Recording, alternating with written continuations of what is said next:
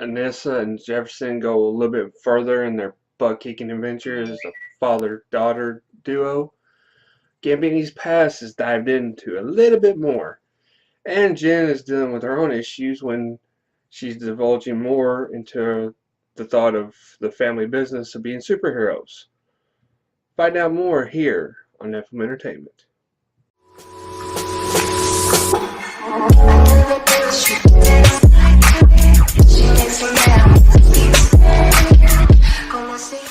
What is up, everybody? Welcome back to Nephilim Entertainment.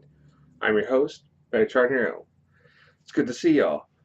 Thank you for watching, and this is my coverage of Black Lightning, and we are watching episode 9, The Book of Little Black Lies. Well, Jefferson is still pissed at Gambini, with good reason. He has hid secrets from our boy for quite a while now. Apparently 20 some odd years or more. So with all revelations are now out, and Jefferson now knowing the truth about Gambini, he is pissed. Put it bluntly, he is very upset with him, and he doesn't want the family to associate with him, which Gambini is respectfully keeping his distance.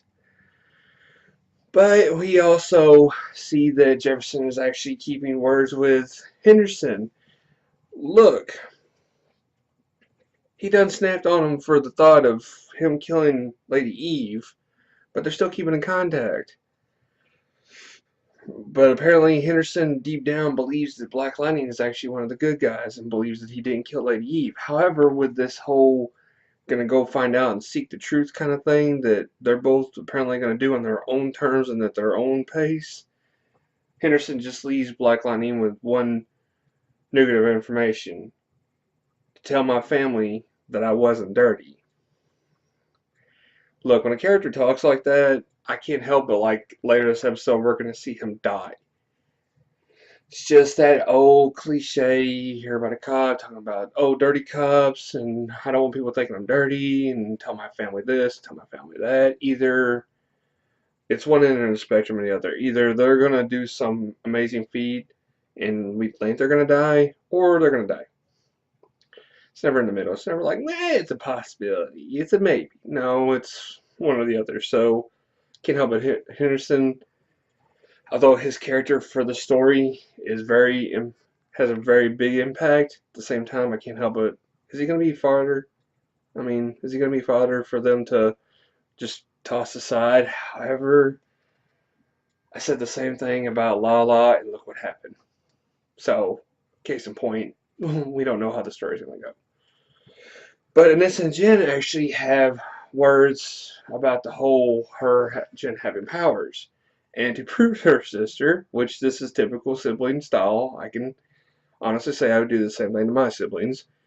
If the whole question is, you're lying, you don't know nothing about me having powers. Really? Picks the bed up. Jen freaks out just a tad bit. And Anissa proves that I do in fact have powers. Where do we get our powers? Oh, Dad!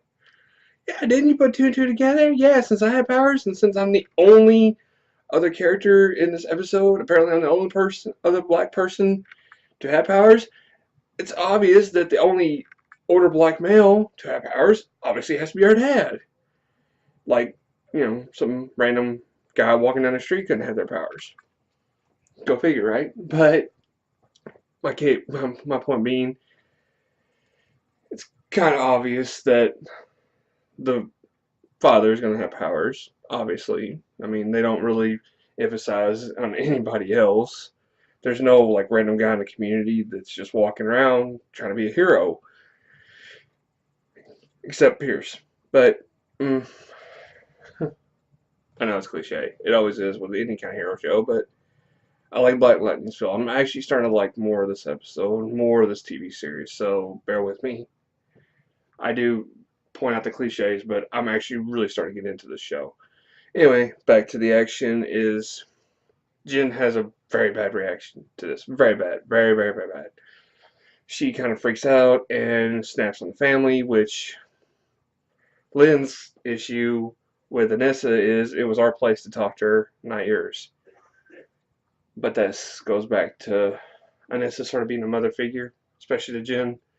And she's always had her back and always there to mentor her and always there to take up for her and always there to sort of be a second mother to her. And naturally, she's going to be that way.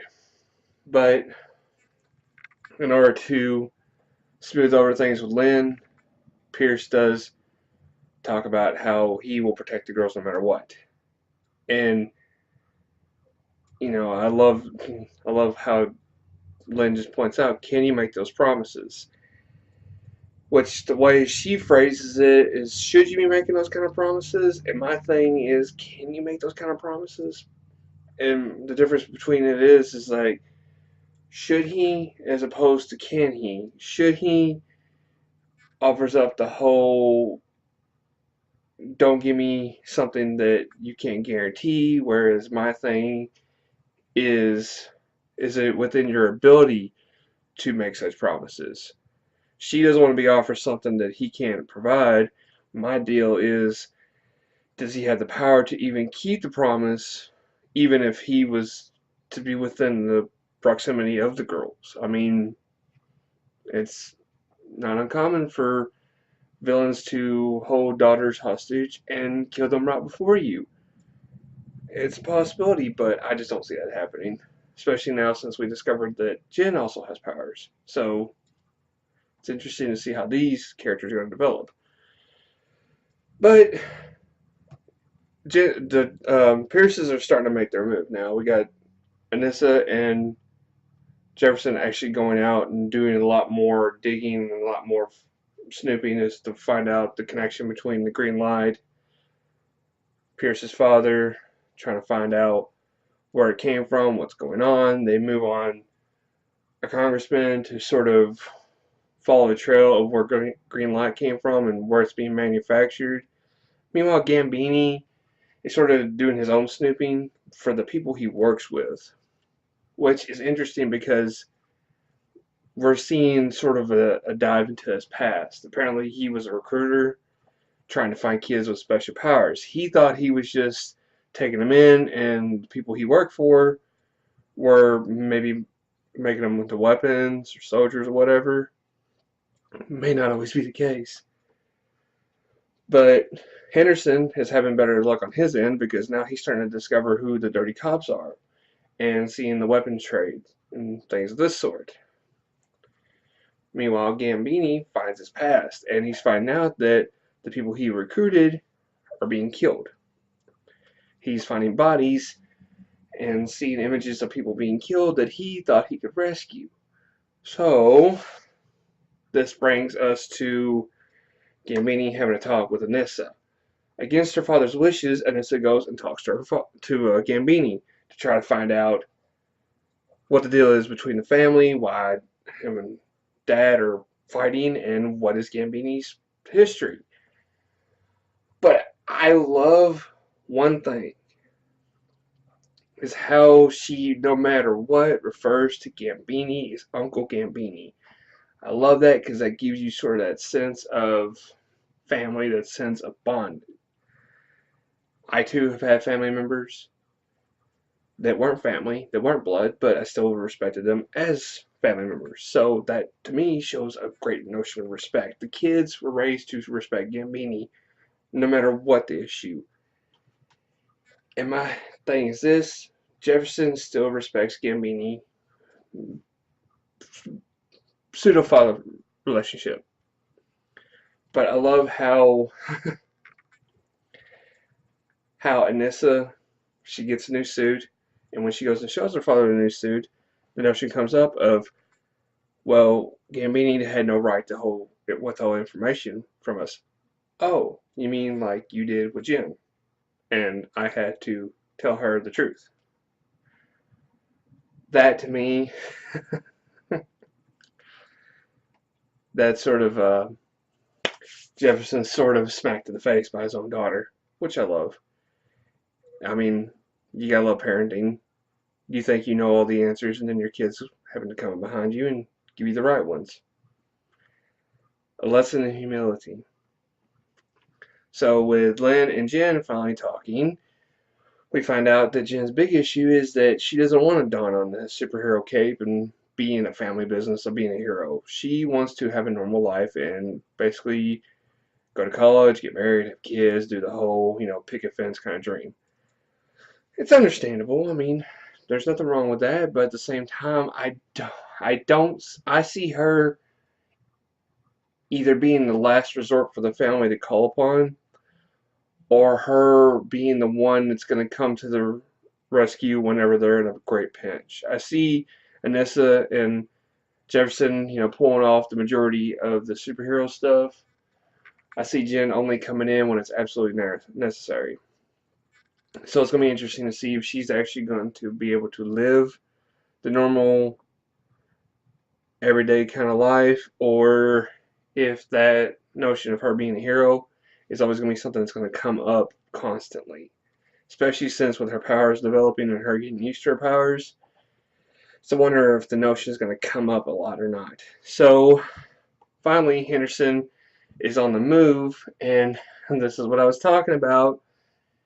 He's going to make some bold move, and of course, Black Lightning's not happy about this. Now, I don't know if this is the writers getting ballsy, or if it's just that whole notion of Henderson being reckless, and it's giving us that notion that, oh, well, something could happen to him, so here goes Henderson doing something crazy. Yeah, don't, Henderson, don't tempt fate. Just don't. Don't tempt fate. If you see a situation, one, if you don't have powers, don't go head first. Wait for the superpowered people. Just saying. They do this with the possibility of I could die. You are just a detective, so why tempt fate? But our people actually all meet up at the lab. You I you got Pierce and you got Anissa going around fighting, taking out bad guys. Anissa's up high, Pierce is down low. He gets to the lab, blows it all to Kingdom Come, Anissa's there, and I love how they each handle their situations, but they're also there to help each other out. And I love how it's in subtle ways. Whether it's to be taking out Anissa taking out the guy who's in the rafters trying to snipe her dad, or if he's taking out guys that are trying to turn around and shoot at Anissa. I love the duality, and I love how they're teaming up and actually developing sort of a system that allows them to be able to go back and forth and help each other out.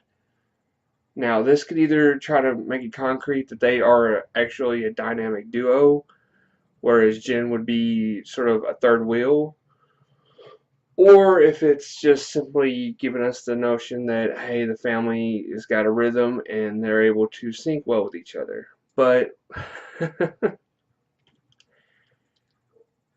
yeah, what I said earlier about Henderson being in the way, he actually proves me wrong. He actually saves Pierce's hide. I mean, the whole cliche bad guy popping up, about to shoot the hero in the back. You think, oh god, here we go, and then, pow, here comes Henderson with the day. Save the day. Okay, fair point, Henderson. You can be there to tag along. Just try not to get yourself hurt. I mean, come on. But the episode ends in a touching manner where we see father and daughter actually sitting down and having a talk. I don't like the fact that he is apologizing to Jen for something that he had no control over. Yes, she has powers. Yes, he has powers. But at some point, why tell your kids? Because he brought up a good notion. I mean, if you tell a little kid, hey, guess what? Daddy's a superhero. The little kid's gonna go off and tell. And at some point, when does it become okay? I mean, he retired from being Black Lightning. There's probably no sense in saying, hey, when I was, your age, I used to run around in a costume and beat up bad guys. Yeah, right, Dad. Okay. I mean, why was there any point? I mean, technically, he's only been a hero for what? A majority of the season, and she's just now finding out? I mean, he'd spent like the first like 4 episodes debating on if he's even going to come back. So now she's upset and booty hurt because he's not telling her. Uh, Jen, let's be reasonable. let's be reasonable. But it's water under the bridge. Daddy and daughter sit down for a nice little family movie night, and the episode ends with that. So warm and touching down to the very core of it. And what can you say to that? Just wouldn't be disrespectful.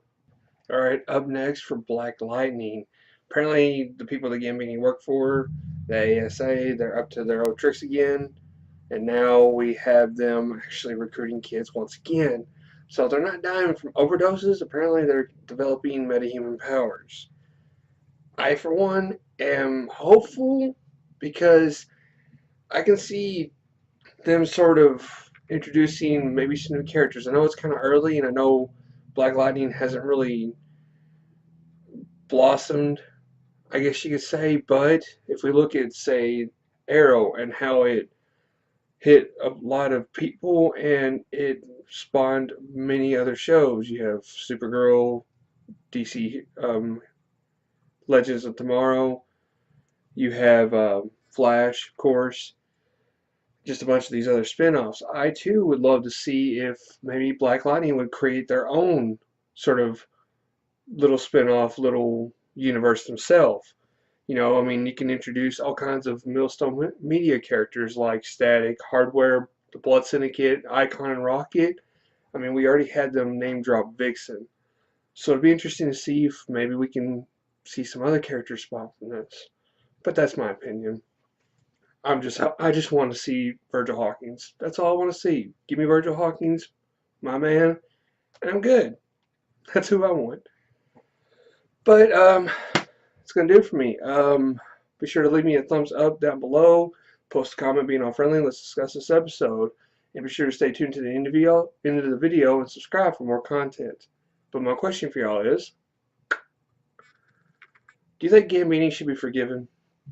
I mean, we know that he had a shitty past, and I too was one person that had a big issue with Gambini lying. But now that the secret's out, and we find out that he is not necessarily a bad guy, just misguided, do you think we should forgive him? Do you think we should just let all this slide, be water under the bridge, and move on? Or do you think he has not yet paid for his crimes? Let me know up here and down here. But I am Metatron your L. Thank you for watching Nephilim Entertainment. To all you daydreamers and creators out there, keep your heads in the clouds. Peace.